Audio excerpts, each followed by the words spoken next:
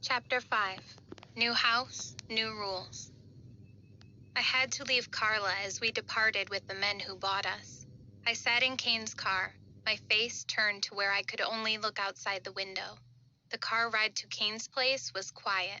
I just sat back and enjoyed the whole view of Las Vegas, Nevada. The city lights were so amazing, and it brightened my whole mood. I was still nervous to be with this dude since there was no telling what he would do. I turned my head and looked at him before I looked somewhere else.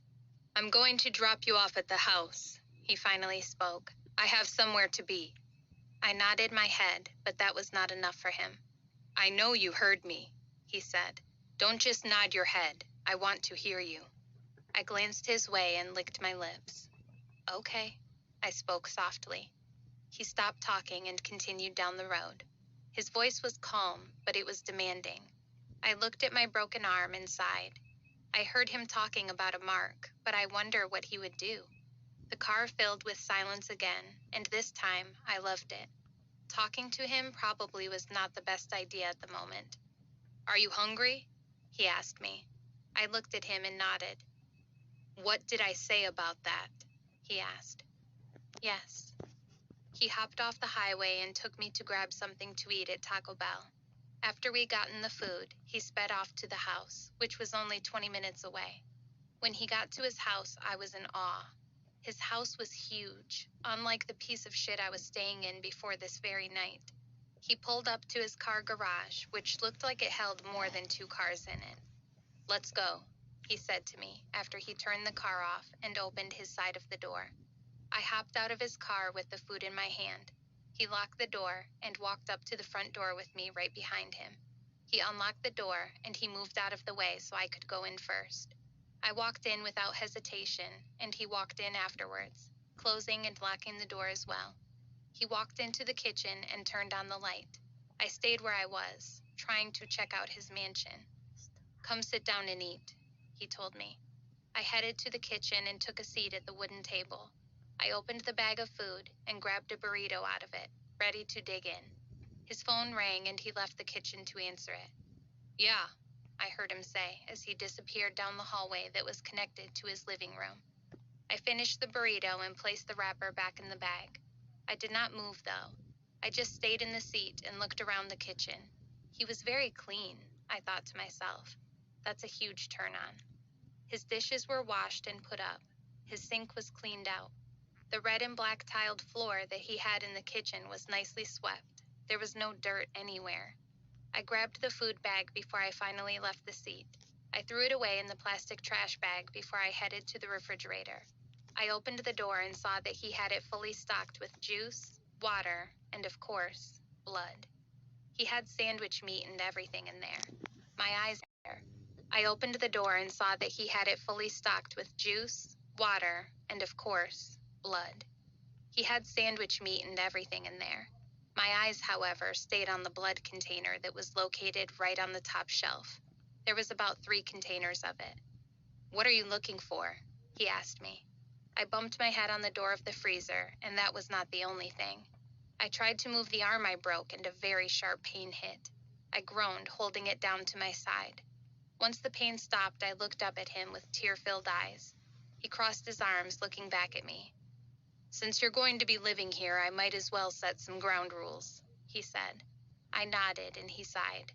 "Rule 1, speak when you are spoken to. I don't like the whole nodding of the head. You can speak, right?"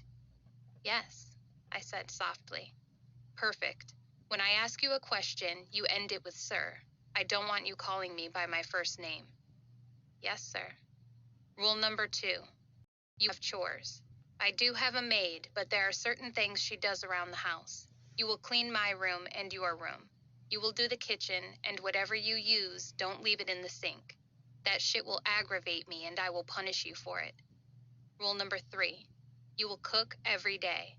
You will bring food to me at my job. I will have an exact time of when you should bring it. If it is late, you will be punished. Rule 4. You are not allowed to leave this house without my permission. What the fuck? As he was telling me the rules, I swear I felt like a prison. No going out? Chores? Oh my God, this dude was going to kill me. And rule number 5, no eye contact with men, he said calmly. I'm only going to tell you this once. If I see you looking at a man that's not me. He walked up on me to where our bodies touched. He grabbed a fistful of hair and pulled my hair down to where I was looking up at him. He leaned down so his mouth could touch my ear. I don't think you want to find that out, he whispered to me. So I suggest you follow my rules. Do you understand? I gulped before I agreed to his terms. Yes, sir, I whispered back to him. He moved away from me. His hand left my hair and I could feel a throbbing sensation from the spot he pulled. Also, I will be buying you clothes tomorrow, he said. I will have a specific outfit you will wear for me, okay? Yes, sir. Let's go. He walked towards the stairs before he turned to me. I rushed behind him and he turned back around to go up the stairs. With me right behind him, he showed me around his big mansion. He showed me my room, which had a California king already nicely made with thick, beautiful blankets and nice sheets. I forgot to mention a couple other rules to you, he stated. You will be in charge of picking out my clothes and readying them for when I have to go to work. I have to be out of this house at exactly 7 a.m. every morning. Also, he smirked at me and I knew it was going to be a fucked up rule. No sex, he stated. My mind went completely blank when he threw that at me.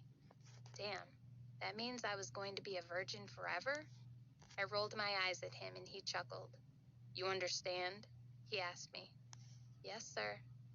He walked out of my room and I sat on the bed, still in shock. He came back and looked at me.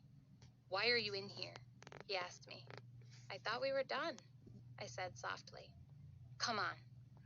I sighed before I got off the bed and followed him to his room. He walked into his room and he turned to me. I need to mark you, he said. I heard it was an intimate thing, I said. Are you sure you want to break your own rule? He chuckled. His red eyes locked onto mine and he bit his bottom lip as he began to remove the layer of clothes from his body. You're going to want to break that rule,